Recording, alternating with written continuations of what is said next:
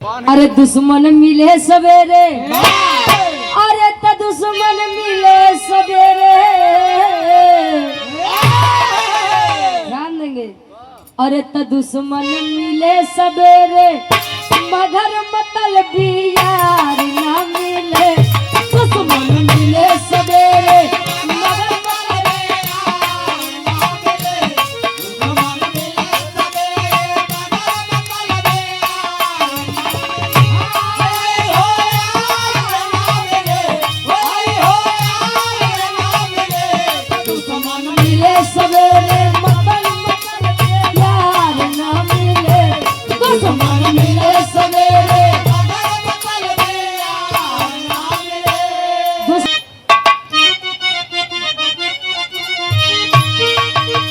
बाबा सवेरे सवेरे के टाइम बा आए हाय।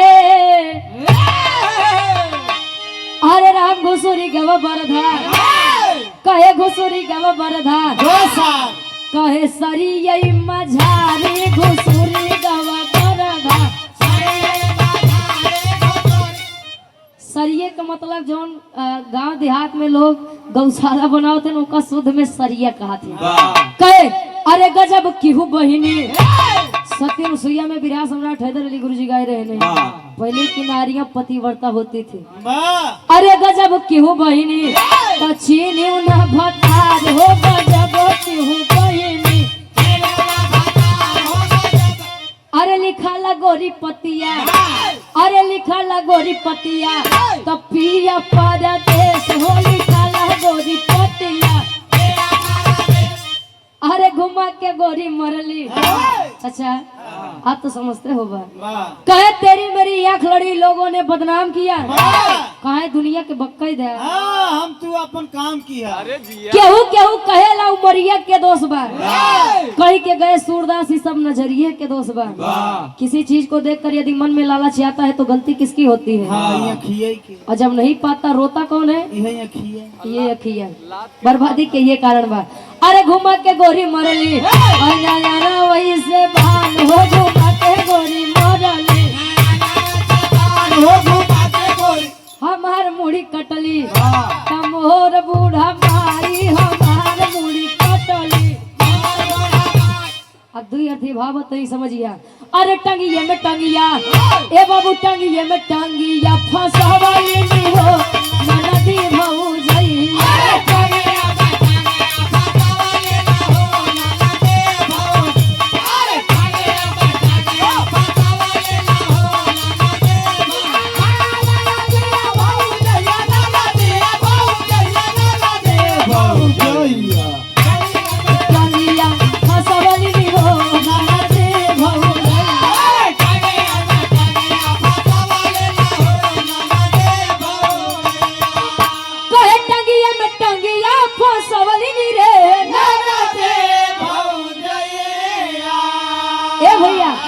कहे ऊपर ऐसे डाल के ही लवली हो नदी भऊ जई। ऊपर ऐसे डाल के ही लवली हो नदी भऊ। अरे ऊपर ऐसे डाल के ही लवली हो नदी भऊ। अरे जिया से ऊपर ऐसे डाल के ही लवली हो नदी भऊ जई। अरे ऊपर ऐसे डाल के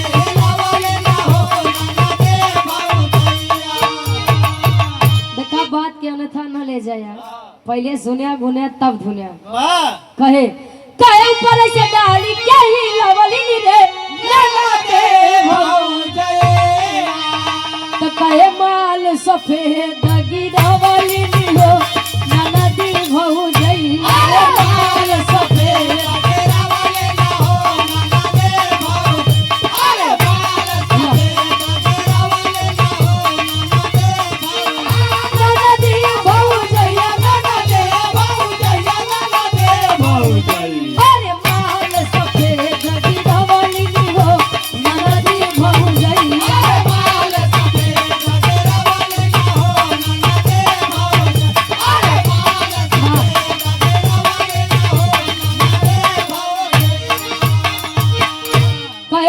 सफेद गिरवलिन हो न नदी भौजैया। गांव में पहले के काकी चाची लोग भोरहरिया यानी सुबह के टाइम जब 4 बजे 5 बजे उठे और जब टोकरी में गेहूं लेके बैठे जाता पे पथरे वाले जाता पे। अब बाबूजी हरे आजमगढ़ मऊ देवरिया के हम सब तो समझते हुए हैं, जब बैठे गेहूं डाले तो मुट्ठा पकड़ के जब घुमावे तब वह सफेद सफेद आटा गिरे, तब जाए के कतो रोटी खाए के मिले। आज के समय में देखा था हर घरे आटा चक्की तो बात छोड़ा, घर घंटी आवत बा, किलो 2 किलो पीस होला बढ़िया से चली। ई गुरु जी हरे गावत रहे 2 अर्थी भाव बा। एक लाइन और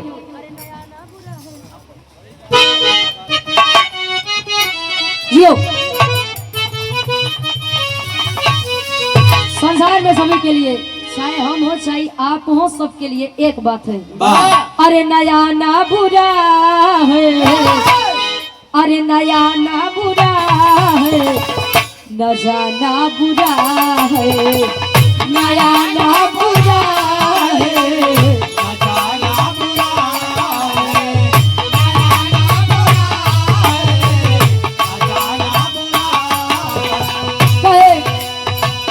नया ना बुरा है, नया ना बुरा है, न जाना बुरा है, बुरा है,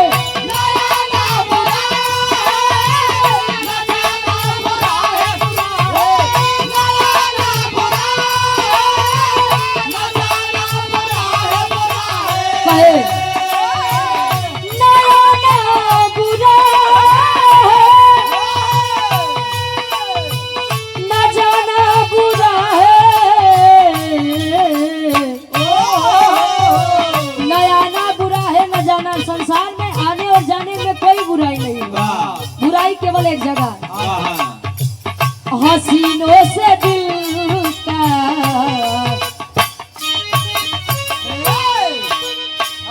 हसीना बताओ थी, हसीनों से दिल का लगाना बुरा है, हसीनों से दिल का लगाना बुरा है,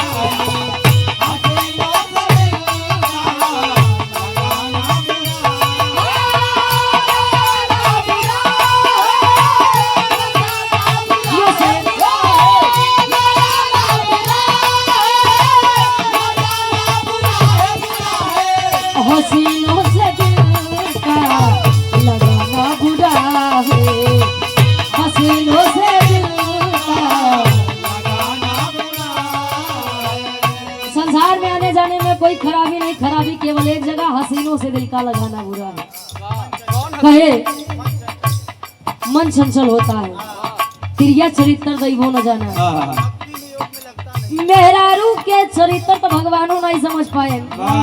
आप लोग तो बहरहाल इंसान है, मन चंचल होता है, ये जल्दी भजन भाव में रमता नहीं है, लेकिन रम जाए तो आसाराम का साड़ू हो जाता है। तो उनके पीछे काट पड़ा है। ए भैया, हसीनों से मतलब कि कौन हसीना? आपके शादी विवाह हो चुका है, आपके बाल बच्चे हैं भैया, काम क्रोध मद लोभ ईर्षा, यही 5 हसीनों से दिल का लगाना बुरा है। क्योंकि काम क्रोध लोभ ईर्षा यदि व्यक्ति के अंदर आ जाए, आज के जमाने की सच्चाई में आप लोगों को बता दूं, लोग अपने दुख से ज्यादा दूसरों के सुख से परेशान, खुद के घर में क्या हो रहा है ये नहीं दिखता, लेकिन अगला इंसान बढ़िया खा रहा है, बढ़िया पहन रहा है, ये लोगों को बहुत जल्दी जलन हो जाती है। अंधियारे में रहा तो तुहार अंधेरा दूर करे केहू नहीं आई, लेकिन जौने दिन घरे बड़का हाइलोजन लगवाई ले पड़ोसी देखे कहे कस यार हाइलोजन लगवाए तो लगवाए कैसे, लगवाए तो पाऊ ना, लेकिन एक फोरब पड़ोसी के इंतजार करत है, रात हो कैसे अंदर जाए न, उठाए ने कधा ईटा मारे हाइलोजन में, हाइलोजन फूट के कहे बस आत्मा शांति मिल गई तो ए भैया, यही जमाने की सच्चाई है, न आना बुरा है। एक लाइन और कवि जी कहे का, जी चाहता है पकड़ लूं मैं बाहों में, चाहता है पकड़ लूं मैं बाहों में, चाहता है पकड़ लूं मैं बाहों में,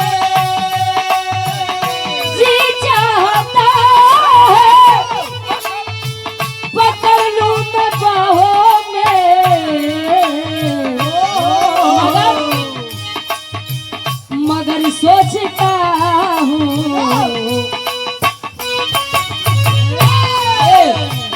मगर सोचता हूँ जमाना बुरा है, मगर सोचता हूँ जमाना बुरा है।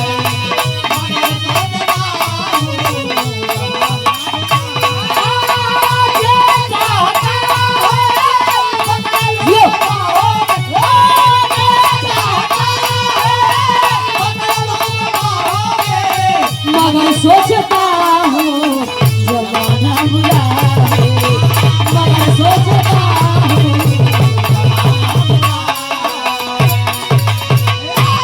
ये तो मान लो दुल्हा दुल्ही वाली बात रही, लेकिन एक लाइन हमरे खास कर बाबू हरे खातिर ये नहीं लोग तो पूरी रात सपोर्ट ही करे हमको दोनों जने का कहे न पीना बुरा है, न पीना ए भैया न पीना बुरा है, न पिलाना बुरा है, बुरा है न पीना बुरा है, न पिलाना बुरा है, बुरा है न पीना बुरा है, ए भैया न पीना बुरा है न पिलाना बुरा है। अब मान लीजिए आज के जमाने की सच्चाई है, लोग पहले महुआ खाते थे और आज वाले महुआ पिया थे। और धर्म के बड़े भैया विशाल भैया जी बलिया से आपके द्वारा ये 100 रुपए आशीर्वाद के चाह रही, खाए वाले के 6 महीना पे असर करत रही, अब पिए वाले के 6 मिनट में वो कैसे हो बोल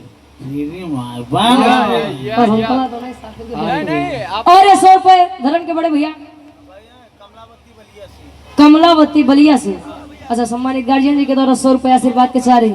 अब यदि कोई पिला रहा है तो उसमें उसकी थोड़ी गलती है महाराज, यारी दोस्ती के चक्कर में ला भैया एक पैक हम ले तो एक पैक तू ले ले। अब वो थोड़ी कहता है कि आप घर जाने के बाद अपने बीवी बच्चों को मारो गाली दो, इसीलिए ए भैया अरे न पीना बुरा है, अरे न पिलाना बुरा है, बुरा है मगर अरे पीने के बाद, पीने के बाद, अरे पीने के बाद बहुत जाना बुरा है, पीने के बाद बहुत जाना। अरे यार आनंद पटेल अरे उनका जिया से बस बस पूरी रतिया हम ये ठेरा था। और आप हृदय के गार्जियन जी हमारे प्रतापगढ़ से बिलोंग करते हैं, आनंद पटेल गार्जियन जी आधा कच्ची आधा पक्की सोरा होता है। प्रतापगढ़ उत्तर प्रदेश हमारे जिला से 100 रुपए का महान आशीर्वाद आशीर्वाद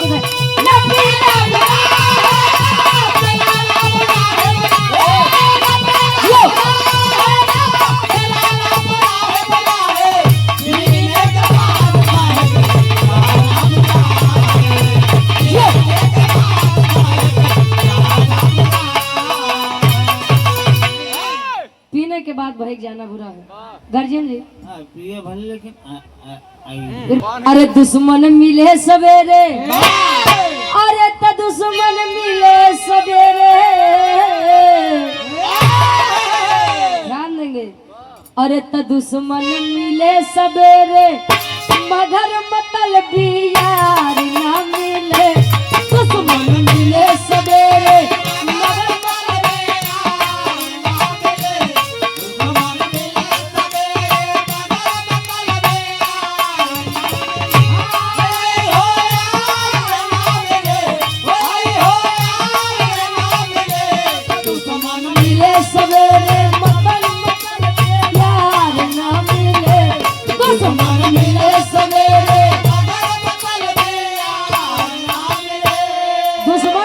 मगर मगर मतलबी यार न मिले। हम बतावत है और मेरे हिसाब से मैं एक बात बता दूं आज के जमाने की, इस संसार में सबसे बड़ा धनी व्यक्ति कौन है जानते हैं? जिसके पास बहुत पैसा है वो नहीं, जिसके पास आज के समय में सच्चा हम सफर है, सच्चा जीवन साथी है, मेरे हिसाब से वो दुनिया का सबसे धनी व्यक्ति है। नहीं कि आज के दुल्ही आज के दुल्हा कब केकर मर्डर कर देते हैं कुछ ये तो पता नहीं बा। इसीलिए संसार का सबसे धनी व्यक्ति जो सच्चा हम सफर पाता है वो है भैया। मतलबी जमाना बा, मतलब ई मतलब या अब एक जिन कहे कि रुचि बतावत है तनकर कोनो मतलब स्वार्थ नहीं बा वाह ई मतलब या जन प्रतापगढ़ से यहाँ आई है कहे जग में तुझी दो बड़े एक पैसा एक राम अरे राम राम से मुक्ति मिले ही पैसे से सर ई पैसो या भैया पेट न होता तो भेंट न होता कहे बाजे ले भैया दे दे आ जा जा तही जेका देखो दे दे जा हां ना दुकान बंद होई वाली है। हाँ भैया कुछ देर बाद दुकान बंद हो जाएगी अरे तो दुश्मन मिले सवेरे मगर मतलब यार ना मिले तरणुआ रहा जन्म भर अरे तरणुआ रहा जन्म भर मगर कर कसानार ना मिले तरणुआ रहा जन्म भर मगर कर कसानार ना मिले यो आई हो ना मिले आई हो ना मिले तरणुआ रहा जन्म भर तरुआ राय जन्म भर में हर मगर छिना ए भैया और जमाने की सच्चाई है वाह प्रत्यक्ष रूप से देख ले जा अच्छा भैया बहुत दूर के बातें छोड़ा ये अपने सुल्तानपुर चांदा में वाह एक मेहरारू रहे मान के चला 40 से 45 साल के रही लड़कियां लड़की ओकर 18-20 साल के रहे प्रेमी के चक्कर में अपने पति के लग गया ठेका पे किताब पे इतना ठेका पे यार कंपोजिट समझा इतना पियास इतना पियास इतना पियास हां कबो पिया ना मेरे रुआ पियावत रही इतना पिया सब जब एकदम नशा में अब ओका कुछ जनाता ही नहीं बा हां पियत पियत पियत चली नहीं पावत वाला क्या है रानू महुआ के पेड़े के नीचे उसकी जड़ पर लिटा करके अपने प्रेमी के साथ गला रेत करके गला काट करके अपने पति की जान ले ली वाह तो यही बड़े भैया दुश्मन मिले सवेरे अब यही से कार्यक्रम के समापन बा गावे बजावे कहे सुने में कोनो भी गलती कसूर हो आप लोग या अपन लड़किया बच्चा समझ के माफ करिए बोलिए छठी मैया की अब एक लाइन क्या बात है रघुपति राघव राजा राम पतित पावन सीताराम बोलो रघुपति राघव जियो बोलो रघुपति राघव कहे हाँ ईश्वरी अल्लाह तेरो नाम ईश्वरी अल्लाह तेरो नाम सबको सम्मति दे भगवान बोलो रघुपति राघव राजा राम पतित पावन सीताराम बोलो रघुपति राघव पतित पावन सीताराम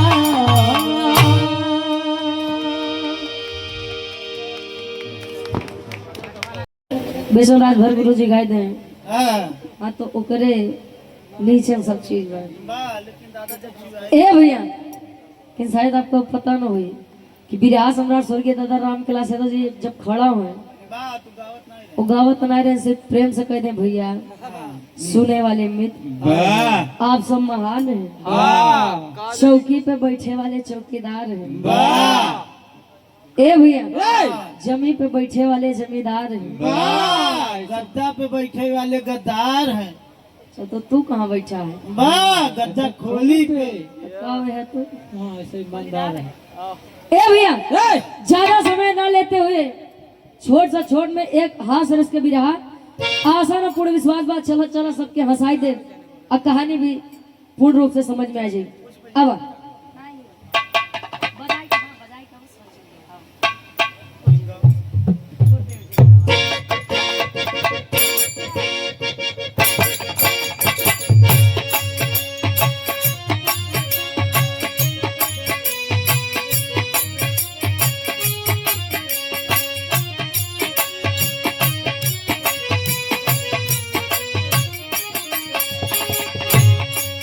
क्या बात है लड़की कहे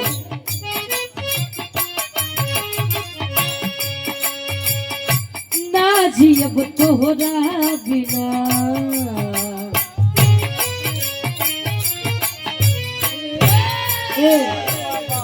नहीं जियब तोहरा बिना अजुबे बुझाइल बा जियब तोहरा बिना अजुए बुझाइल बा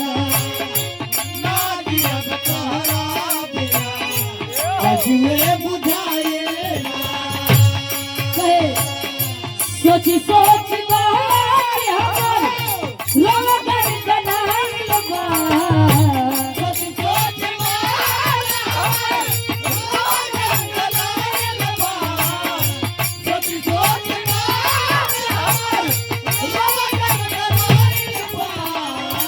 सोची सोच बात हमर रोगन बनाइल बा ना जियब तोहरा बिना अजुए बुझाइल बा ना जियब तोहरा बिना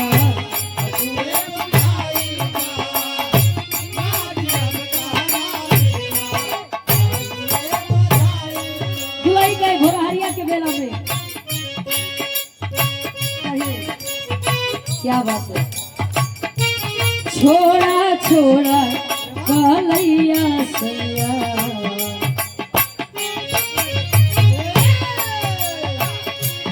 छोड़ा छोड़ा कलैया सैया भोरी हो गई छोड़ा छोड़ा कलैया सैया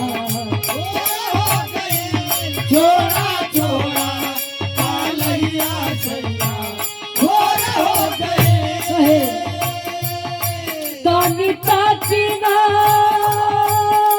हो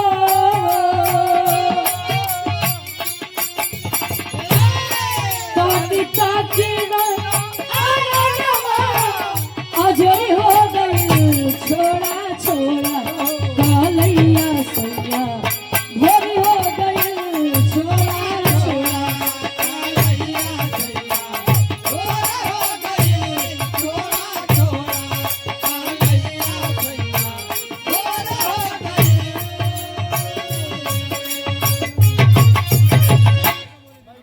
अब दुलाई मनावन करे कहे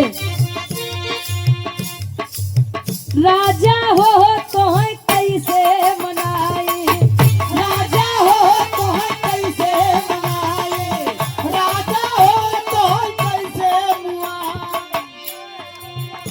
मुआई नहीं महाराज मनाई ए भैया बिरहा सम्राट स्वर्गीय दादा श्री राम कैलाश यादव जी प्रयागराज से गायन आत्मा रूपी दुल्हन परमात्मा रूपी दुल्हा के वर्णन बा कहे अरे रतिया में हमरे नलह गयऊ भाई दुल्हा हो अरे रतिया में हमरे नलह गयऊ भाई राजा हो तोहे कैसे मनाई राजा हो तोहे कैसे मनाई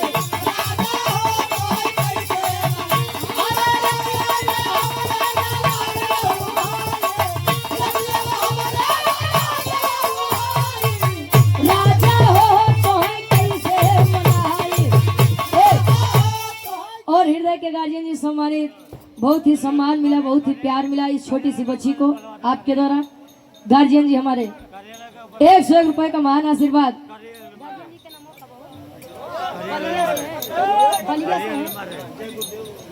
जय गुरुदेव गार्जियन जी बलिया से है जो कि 100 रुपए का महान आशीर्वाद और विश्वनाथ मोटर वर्कशॉप सोमनाथ बाबूजी हरिंदर बाबूजी चलो कम से कम समझा तो तुम 51 रुपए आशीर्वाद के चारे दुलाई कहे बीता बल पनवा कया है कहे जवानी बीता बल पनवा ई गीत के YouTube पे हमारे आवाज में आप लोग बड़ा प्यार देता बड़ा आशीर्वाद देता और पुनः हमारे हृदय के गार्जियन जी आप Brijraj bullet centre Rishikesh IDPL और मूल निवासी है जामू अमेठी सुल्तानपुर उत्तर प्रदेश गार्जियन जी के द्वारा पुनः 100 रुपए आशीर्वाद के साथ कहे बीता बल पनवा कया है गहे जवानी बीता बल पनवा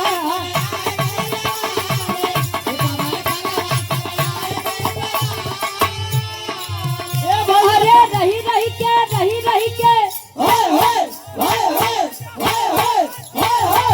अरे रही रही के सदिया के हवे अंधार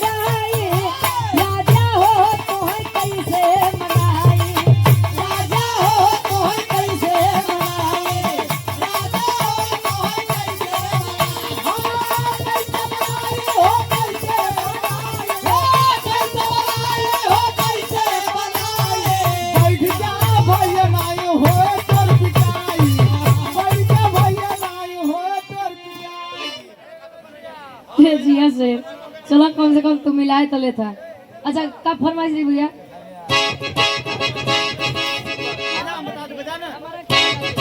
बस ए भैया उनका फरमाइश हम जाना ठीक है।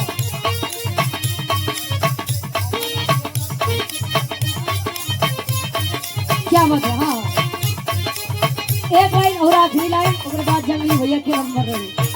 लड़की कहे हम जाके लगही सुतालिए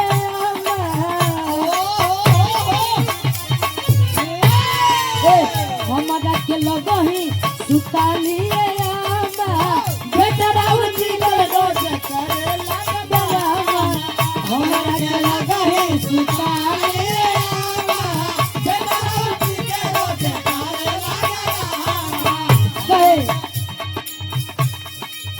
हमारा के लगही सुतालिए ए हमारा के लगही सुतालिए बेटा राउर पी के रोज करे ले डरामा हमारा के लगही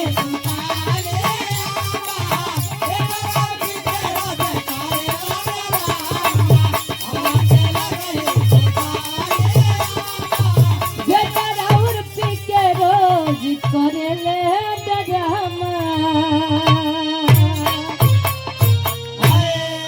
गावे बजावे ताल सुने में कोनो भी गलती कसूर हो। अरे आई केवला पतिया पर हसीना जीना मुश्किल बा। अरे आई केवला पतिया पर हसीना जीना मुश्किल बा। तब बाप के इज्जत भोर काहे छीना जीना मुश्किल बा।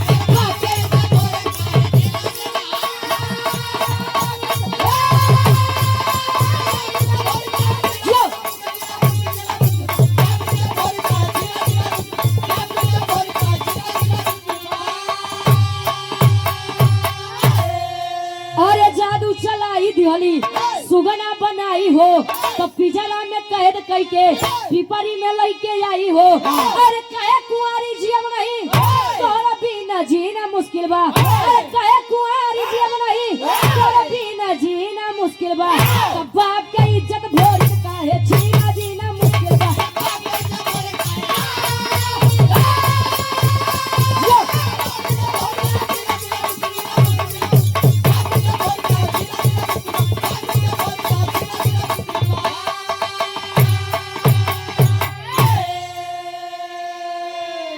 केवला पतिया जब बनारस की धरती पर आई शशिधर पंडा से पूछ रही। शशिधर पंडा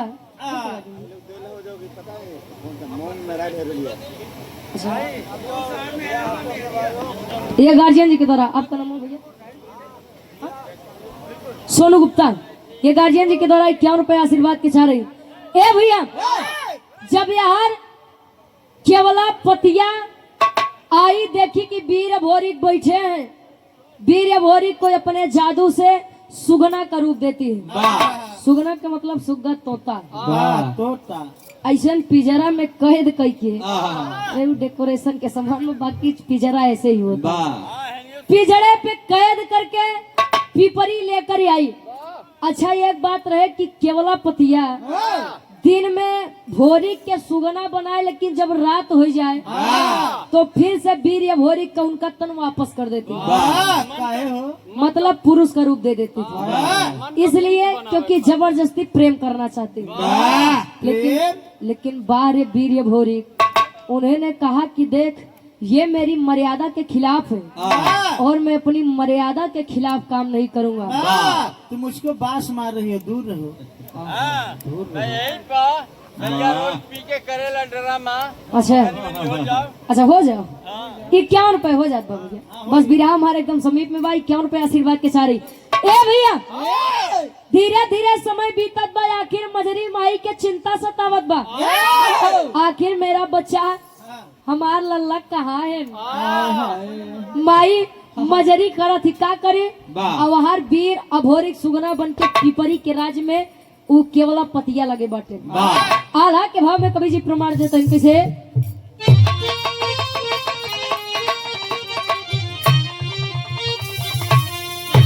अरे तड़पेली मजरी माता अरे गौर के नगरिया बा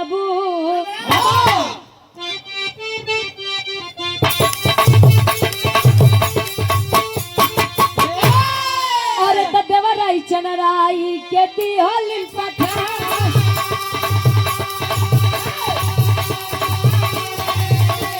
धीरे धीरे आई गई काशी के धरती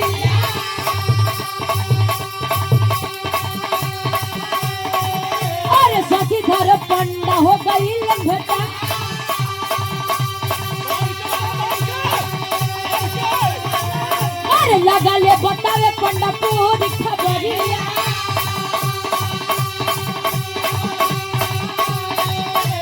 केवला पटिया सुगना दे होरी के बना अरे जमुनी के बुलाई ली हले अरे दोनों हो बीरवा का जोगी बन के भजन रहे धीरे धीरे गा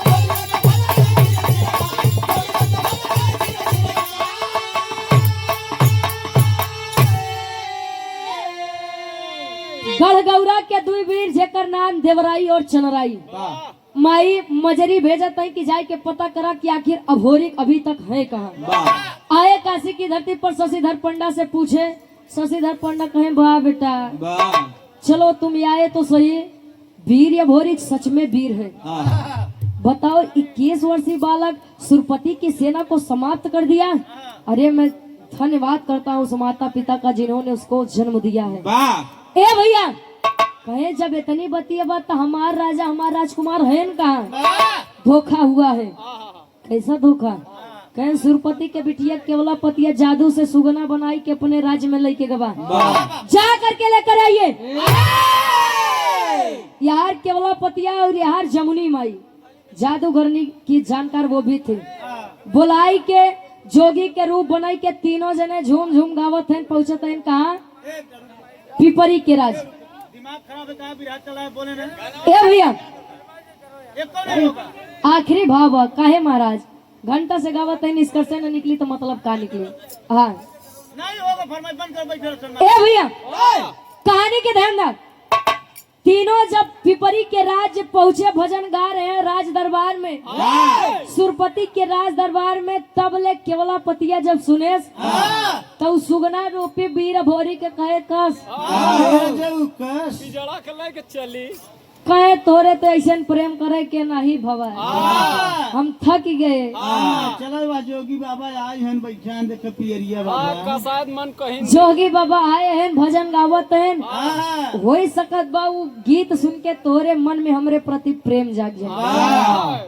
अब तो कम से कम आई नीचे लेकर पिजड़ा रख दिया और बैठ करके भजन गीत सुन रही है और तब ले जमुनी माई देखे ओहो अभोरी बेटा हाँ माते वहाँ फंसे हो माई हमें निकाल ले तू यही है अब यहाँ वीर अभोरी कह रहा है माँ बचाई ले दिनेश शर्मा ना गढ़ी शामपुर फाटक से दिलीप कुमार शर्मा भैया जी क्या उन पे आशीर्वाद के चाह रही ए भैया कहे बस बस बेटा बैठे रहो मैं आ गई हूँ ना कोई चिंता नहीं माई बा अपने जादू से सुगना के ऊपर जादू करते हैं और सुगना रूपी फिर से अभोरी का रूप पाया और केवला पतिया कुछ करे पावत ऐसे पहले जमुनी माई अपने आशीर्वाद से ओका गदही के रूप दे दी अब बेचारी गदही के रूप बने के राजा के बगलिए हिचो हिचो कर रही है हिचो हिचो अब यार केवला पतिया गदही के रूप में यार वीर भोरी जब अपन तन पहन तरे जिया तलवार निकाल के जाय के सुरपति के गर्दन पे रखे कहे तो का तबैनो छोड़े रहे तभी तो मैंने छोड़ दिया था साथ और काट ले हम गर्दन कहे कि तभी तो मैंने छोड़ दिया था रे साले पहले 10 लोगों को लेकर आया था और जब नहीं जीता तो अपनी बेटी का मोहरा बना के मुझे यहाँ पर लेकर आया अरे छोड़ूंगा ना तुझे जैसे ना गर्दनिया पे रखे तलवार सुरपति जमुनी के चरण में गिर के कह रहा है बहन मैं तुम्हारे भाई के समान हूँ भाई के समान अरे भाई के समान भैया समझा कहे मैं आपके भाई के समान हूँ मुझे बचा लीजिए मैं अपनी गलती स्वीकार करता हूँ कहे कैसे आखिरी भाव खड़ी के भाव में कभी लिखते हैं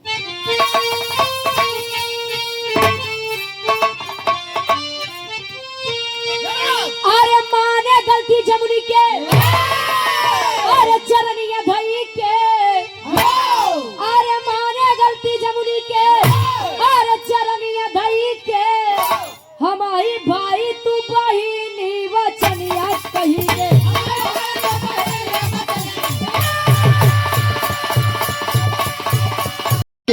नहीं कहियो है कि रुचि बस ये कुल करत है।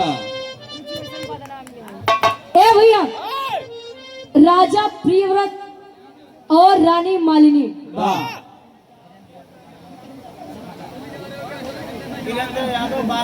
वीरेंद्र यादव भैया जी 12 बंकी उत्तर प्रदेश 100 रुपए। नागेंद्र भैया जी और सूर्या फर्नीचर के प्रोपराइटर साहब 100 रुपए। ए भैया ध्यान देंगे थोड़ा सा हम उनके गीत पे जंगली भैया आपके गीत पे हम टीका टिप्पणी नहीं करते हैं। हाँ जो जहाँ तक मुझे पता है और भैया हमार उतना दिन के गायकी नहीं बा कि हम केहू के गाना में टीका टिप्पणी करें। और मैं तो कहती हूँ कि रुचि की कोई अहमियत नहीं है।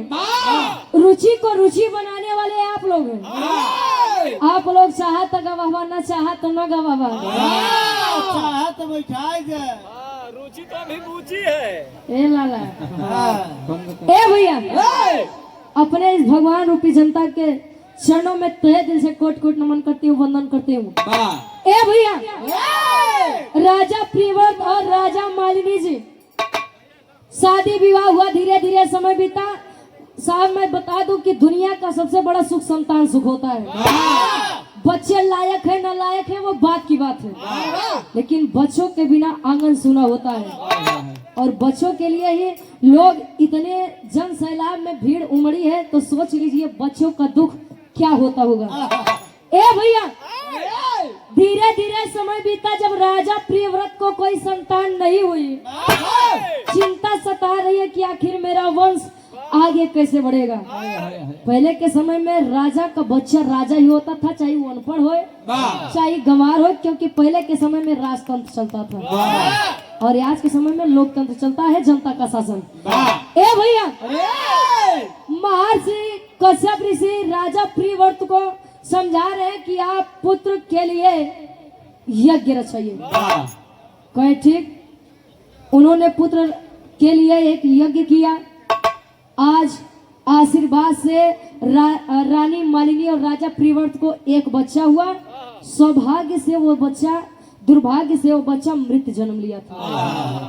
राजा मृत जब इतनी बतिया देखे सुने गए बच्चे को दफनाने के लिए शमशान घाट। बोले कि जब मेरा बच्चा ही नहीं है तो मैं क्या करूंगा जिंदा रह के।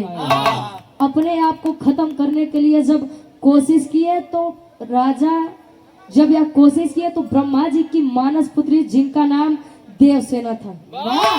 देवसेना में आई बच्चे को छुआ बच्चे में जान आई।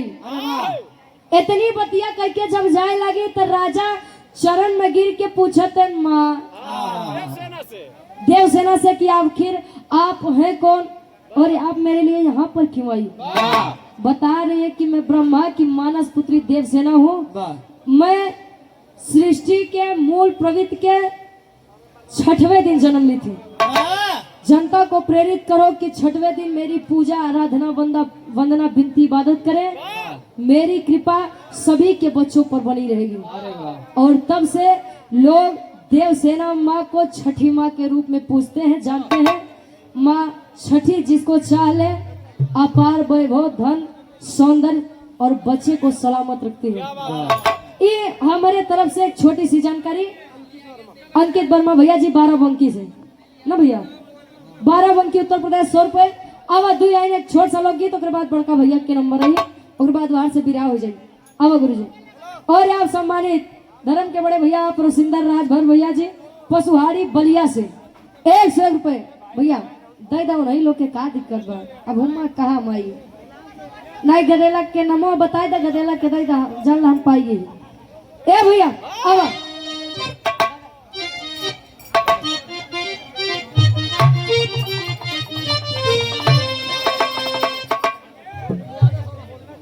श्रावस्तीपुर से आप छोटू यादव भैया जी छोटू यादव हैं धर्म के हमारे बड़े भैया हैं। ये 100 रुपए आशीर्वाद के चारे ये बच्ची खोई हुई है जिस किसी सज्जन की वो मंच पे खड़ी है बच्ची, ये ले जाओ। देख लीजिए भैया।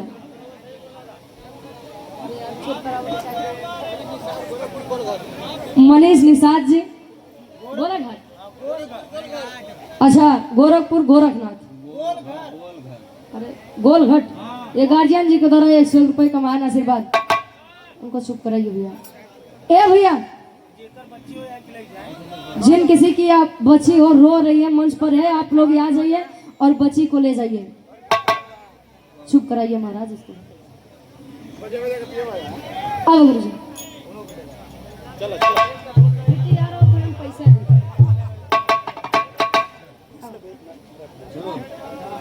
अच्छा आगे है, आगे है। मैडम जी बड़ा अच्छा प्रोग्राम बा। उमर बस कम पर भगवान के कृपा से एक गण भगवान के कृपा। आगे है। 5-10 मिनट उनका चुप कराओ, बाकी आ जाते हैं। ए भैया,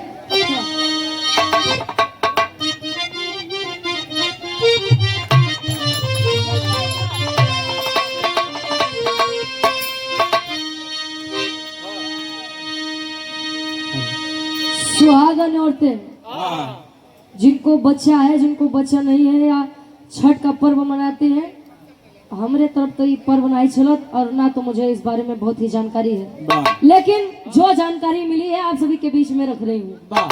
कहे दुल्हन तैयारी करे कैसे?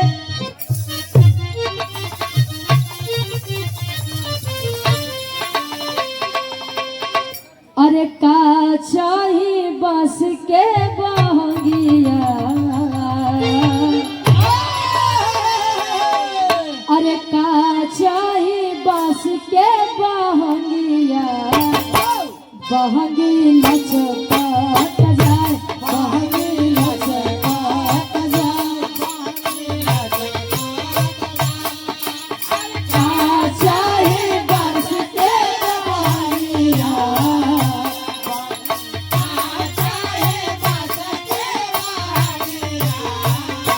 बहंगी लचकत जाए, बहंगी लचकत जाए। ए भैया, दुल्हन कहे अपने पति परमेश्वर से, क्या कहे?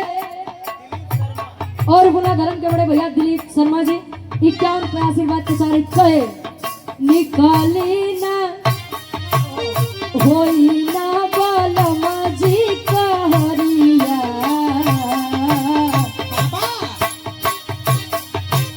होई ना बालमा जी कहरिया, बहंगी घाटे पहुँचा, बहंगी घाटे पहुँचा, बहंगी घाटे पहुँचा, होई ना बालमा जी कहरिया, होई ना बालमा जी कहरिया, बहंगी घाटे पहुँचा, बहंगी घाटे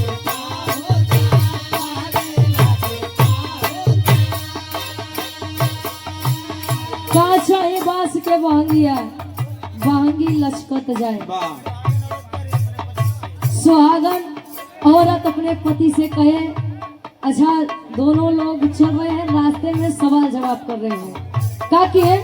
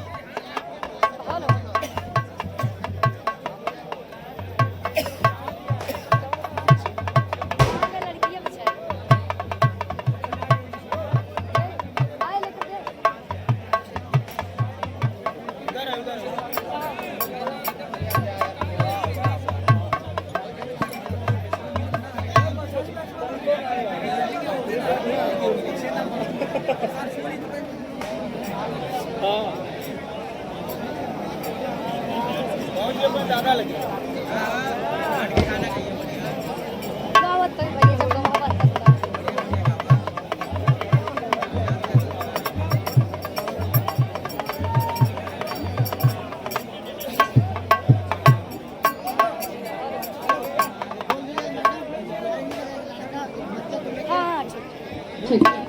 हेलो। और जो बच्ची खोई हुई थी, जिस बच्ची को लेकर आए हुए थे आप बड़े भैया, हाँ हाँ, मोतिहारी जिला क्या पढ़ने वाले हैं। 21 रुपये आशीर्वाद के चारे और बच्ची भी मिल गई है, गाजिया तक पहुंच चुकी है। हमारे गीत के आखिरी भाव हुआ, आखिरी लाइन में ओकरे बाद बड़का भैया के नंबर कहे बात जे पूछली बटोहिया। और अरविंद सिंह भैया जी, सोशल मीडिया पे आप बहुत ही प्यार दुलार सम्मान देते हैं इस बच्ची को।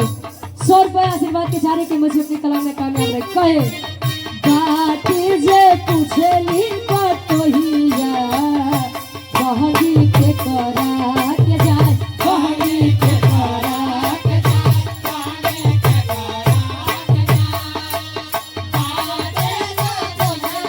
बटोहिया पूछली बटोहिया, बहनी के करा के जाए।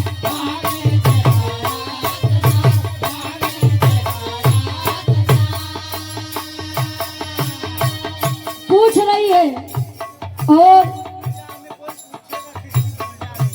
जिससे प्रश्न यह पूछा जा रहा है बेचारा आंख से अंधा है। तब वो लड़की कहे का कहे का कृपा माई छठी के तू तानर होवे रे बटोहिया,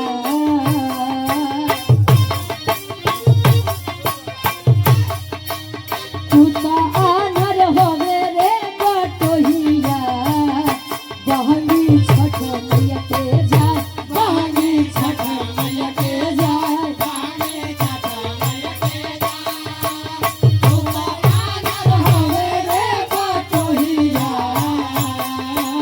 तू तानर होवे रे बटोहिया, बहनी छठ मैया के जाए, बहनी छठ मैया के जाए, बहनी छठ मैया के जाए।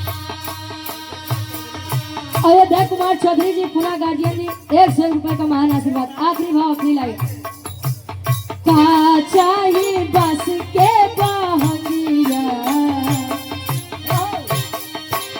का चाहिए बस के बहंगिया, बहंगिया चौकटा जाए, बहंगिया चौकटा जाए,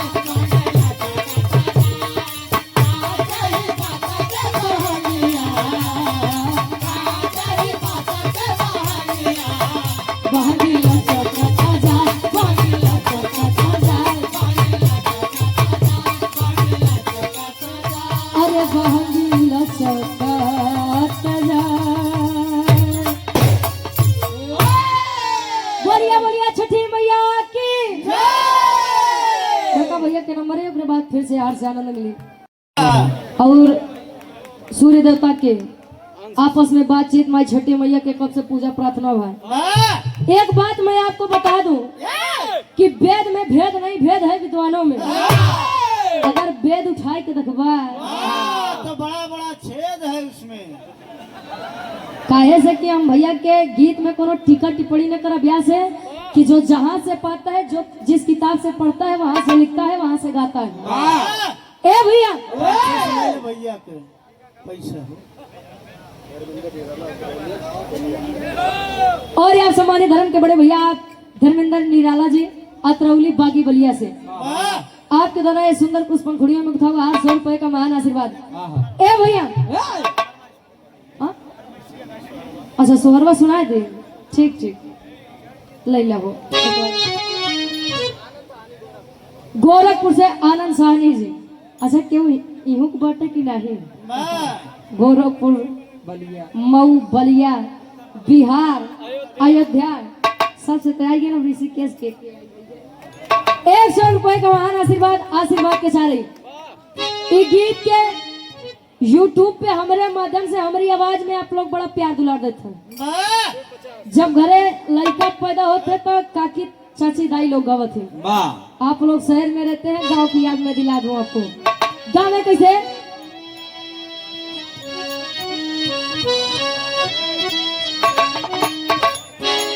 लड़का या लड़की जब जन्म लेता है तो 3 गोल। वाह तीन गोल 3 गोल के मतलब जैसे 50 से 80 साल वाली वाह दादी काकी लोग बैठा थे, जेकरे मुंह में दांत उतना ही है।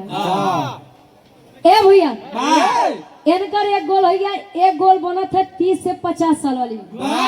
मान लो हमारे चाची हरे मनीष साहनी गोरखपुर गोरखनाथ गार्जियन जी के द्वारा 101 रुपए का महान आशीर्वाद। तीसरी गोल मान ला 18 से 30 साल, मान ला जैसे हम लोग हमार लोग के गोल। लड़का जब जन्म लेते तब काकी दाई लोग गाँव में 50 से 80 साल वाली जब बढ़िया से पान सुपारी कथा जब मुहे में जाई लड़का के खुशी में वो लोग गावे। कैसे गावे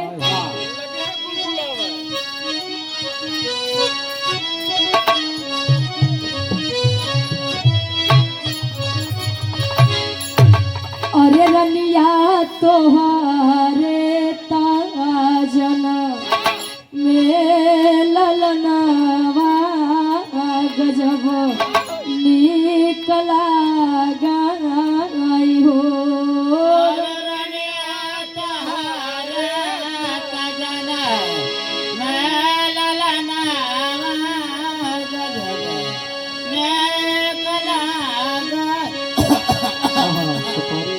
का बता दी सुपारी अटक गए ठंड ही लग गए। अरे जब नाई खिया तो न खा कहे कि देवता साहब फूल बरसा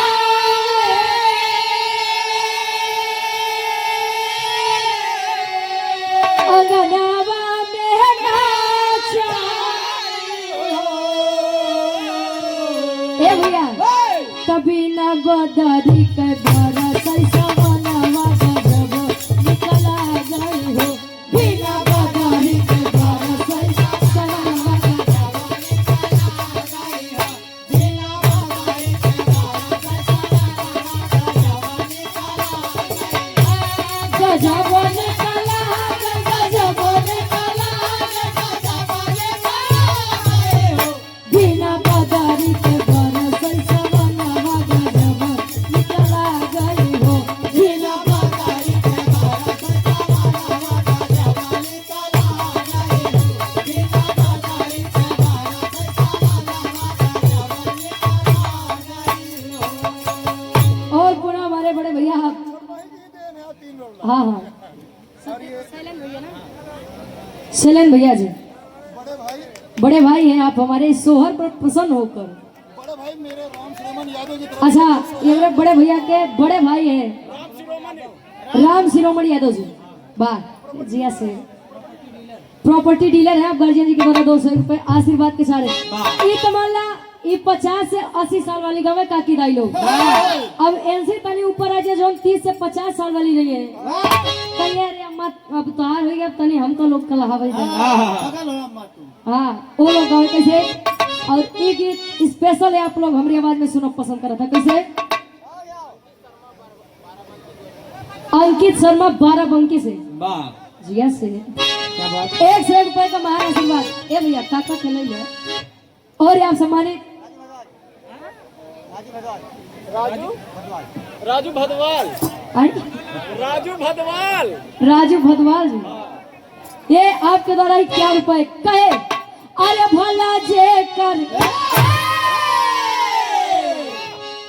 भला जे कर हो पिराय उहर जाए दूसरे के हूँ का जाने भला जे कर पिराय उहर जाए दूसरे के हूँ का जाने भला जे कर पिराय उहर जाए दूसरे के हूँ का जाने कहे जे करे नाही फटी बेवाई औ का जाने पीर पराई जे करे बेवाई नहीं फटी बा ओकर दर्द कैसे जाने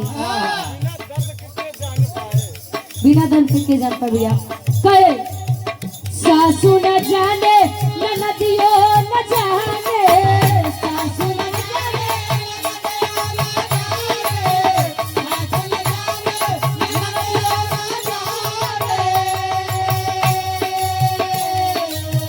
सासू न जाने नदियो न जाने जे करे ऊपर जे करे ऊपर बितए उहे जाने दूसर केहू का जाने जे करे ऊपर बितए उहे जाने दूसर केहू का जाने जे करे ऊपर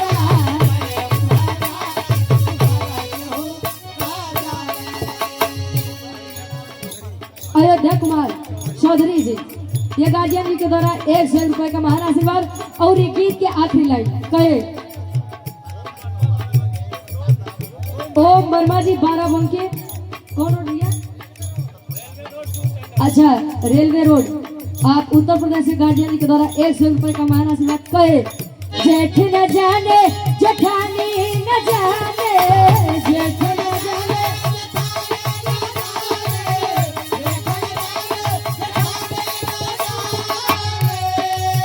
जेठ न जाने जेठानी न जाने जे करे ऊपर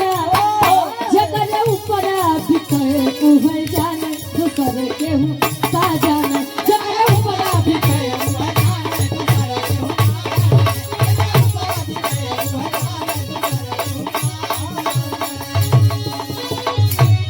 धर्म के बड़े भैया आप नागेंद्र फर्नीचर ये गार्जियन जी के द्वारा क्या अच्छा प्रसादी लेके आया 2 लड्डू 1 केला। वो लल्ला वाला चोरा के लिया बहादुर। अच्छा 2 लड्डू 1 केरा में केका देबा लड्डू फोड़ के बांट दे अकेला ओके मशीन पेर के छिड़क दे। एक काम करो तू अपने घरे ले जा ए भैया आवा दुल्हन को झटके में हो जाए उसके बाद कईयो जने गार्जियन जी के आदेश पर एक सोहर गीत और 2 मिनट के एक छठ गीत फिर बड़का भैया के नंबर है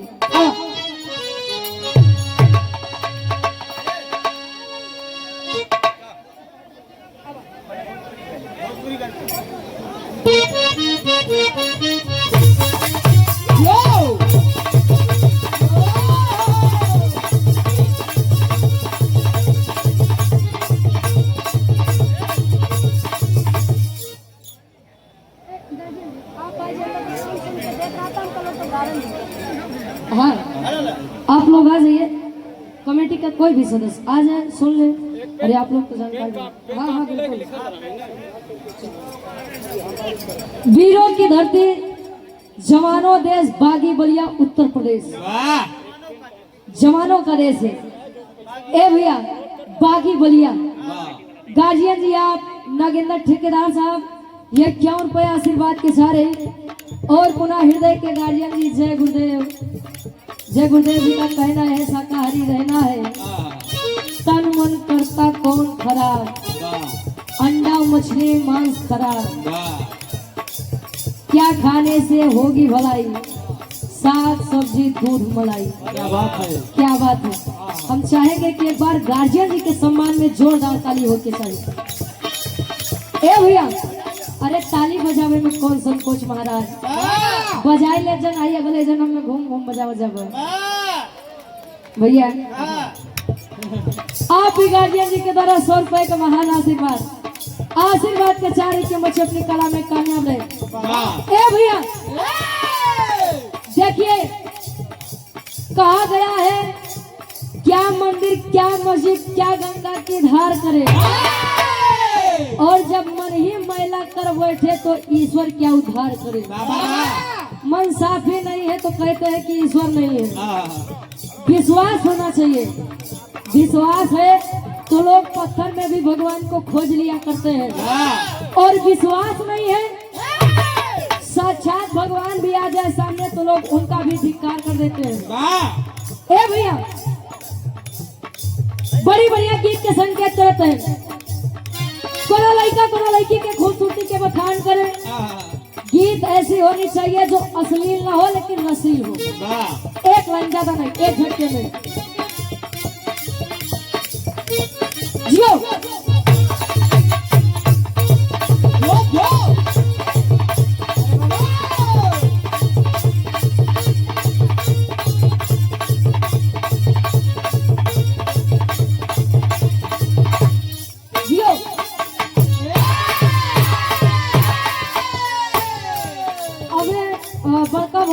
कि पुरान चीजी में बड़ा दम होते हैं। वाह पुरान चावल, वाह पुरान गुड़, वाह पुरान दारू। पुरान मेहरारू बताए। एक बात बजन जंगली भैया, वाह अगर पहले के पुरान मेहरारू नहीं रह गया हाँ तो पहले के पुरानी काका दादा हरे नहीं रह गया। वाह पहले के लोग कम पढ़े लिखे थे लेकिन संस्कार और सभ्यता उनके अंदर थी वाह कि अपनों से बड़ों से कैसे बातें करनी है, छोटों को कैसे अदब देना है। वाह आज के समय में तो देखा था अपन बहन बिटिया छोड़ दुनिया का कौने नजर से केका देखा था ये आप जानत हो लड़का है आज के जनरेशन के। वाह ए भैया लड़का तारीफ करे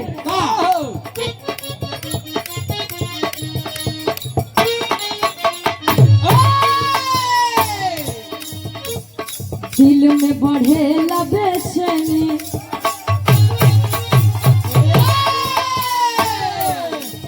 अरे दिल में बढ़े बेचैनी, हल्का हल्का रे गोरी।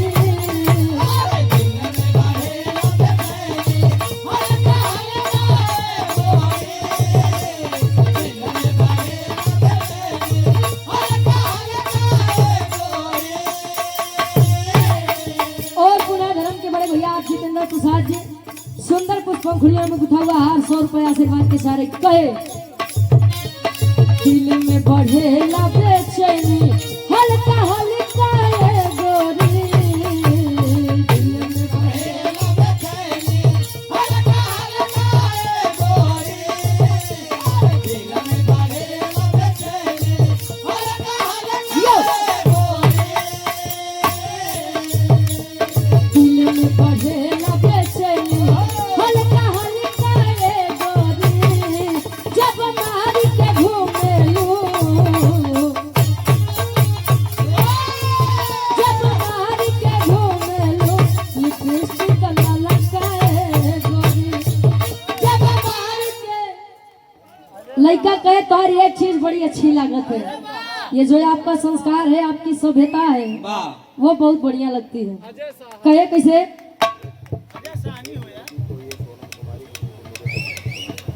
एक छोटी सी बच्ची है सोनम कुमारी नाम से, छोटी सी बच्ची है इस मेले में खोई हुई है।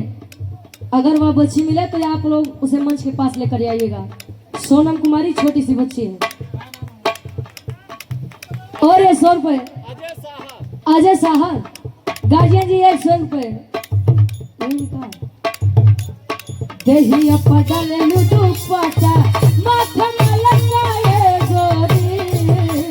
दही पटाले लुटू पटा माथा में लगाए गोरी। दही पटाले लुटू पटा माथा में लगाए गोरी। अरे दही पटाले लुटू पटा माथा में लगाए गोरी। जब नारी के घूमे लो, जब नारी के घूमे लो, लिपस्टिक ललका रे गोरी। जब नारी के घूमे लो, लिपस्टिक ललका रे गोरी। जब नारी के घूमे लो, लिपस्टिक ललका रे गोरी। गार्जियन जी क्या दे बस सोहर गीत बिलाई सोहर गीत हो जाए ओकरे बाद एक छड़ गीत।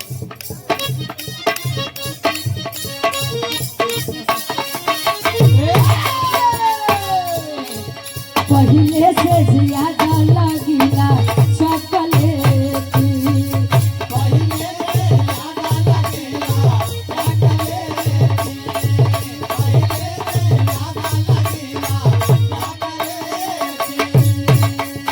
खाली 2 महीना में बोलो बापेटी, खाली 2 महीना में बानल बापेटी, खाली 2 महीना में बानल बापेटी। कहे लड़का कहे नहीं हर में रहलो तोते तेरे ससुरवा में वो कैलू ये जा।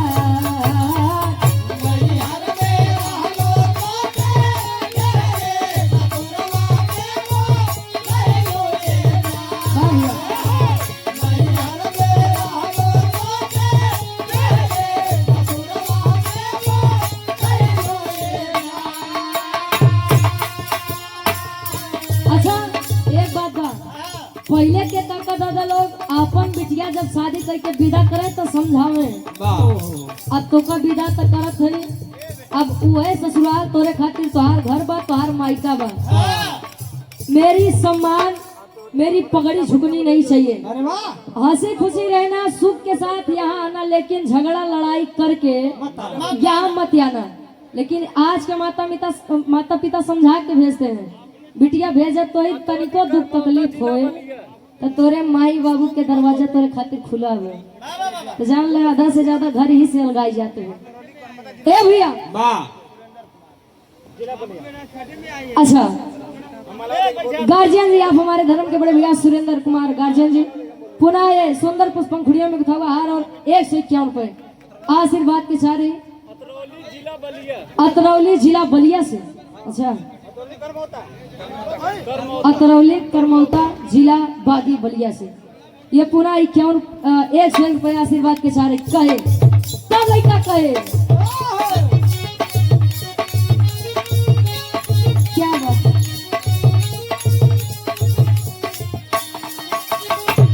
नई हर में रहलू तो तेरे ससुरवा में कैलू ले जा कला के सैये के बेलर रोटी कैलू ले जा कला के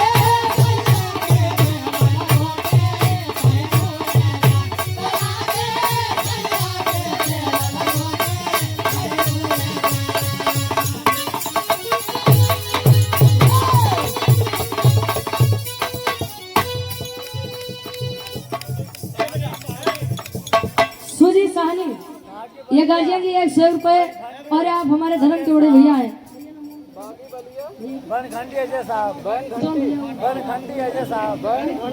और हमारे धर्म के बड़े भैया आप अमित कुमार जी, सुंदर पुष्पंखुड़ियों में गुथा हुआ हार 200 रुपए आशीर्वाद के सारे हैं।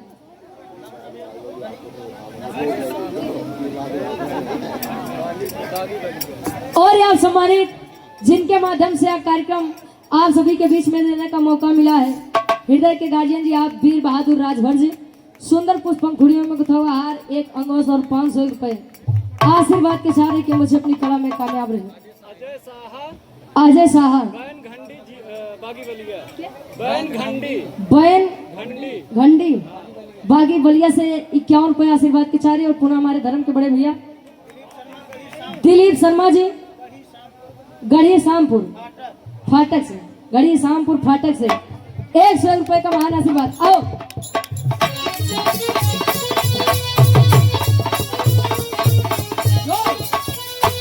अब है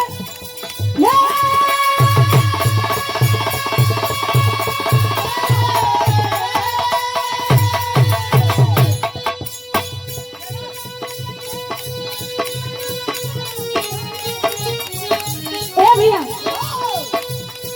माँ कैकेयी जब राजा दशरथ से 3 वर मांगती है कि भरत को राज तिलक, राम को 2 वरदान जब मांगती है, राम जी को 14 वर्ष का वनवास के लिए आप भेजिए, तब राजा दशरथ कैकेयी जी से कह रहे हैं, काहे बोले का कहे? उपेंद्र मिस्त्री भैया जी 51 रुपए और आप सम्मानित हृदय के गार्जियन।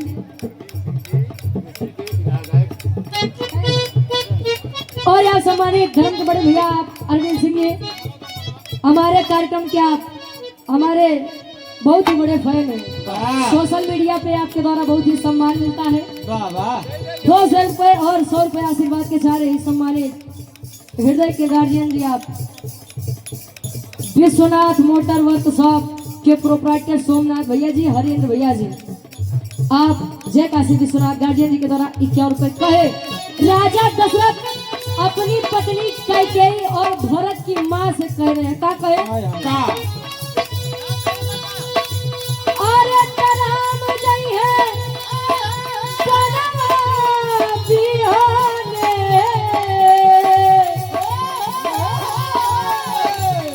अरे निकली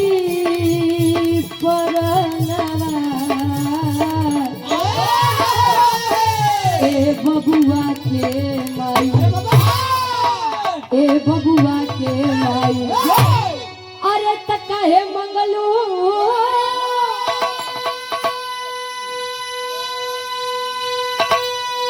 अरे त कहे मंगलू ऐसे बरदनवा ए बबुआ के माई काहे मंगलू ऐसे बरदनवा ए बबुआ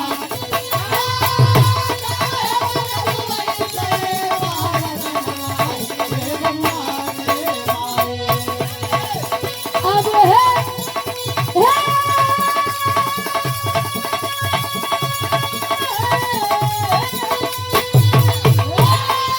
राम चाहिए बनवा दिहने राम चाहिए बनवा दिहने निकली परनवा ए बबुआ के माई अरे ए बबुआ के माई अरे तमंगलू कहे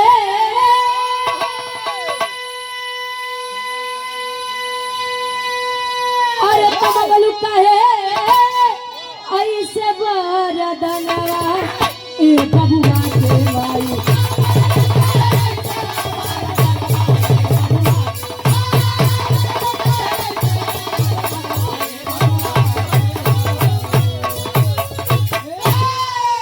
ए भैया अब उपलक्ष्य के जिस उपलक्ष्य में आप सभी के बीच में दर्शन दीदार करने का मौका मिला राजा बाबू बिहार राजा बाबू बिहार से 51 रुपए और आप सम्मानित अच्छा वो लिखा बदल मनमोहन यादव जी अयोध्या से ये 100 रुपए आशीर्वाद के चारे माई के मखान माई के बंदना हो गया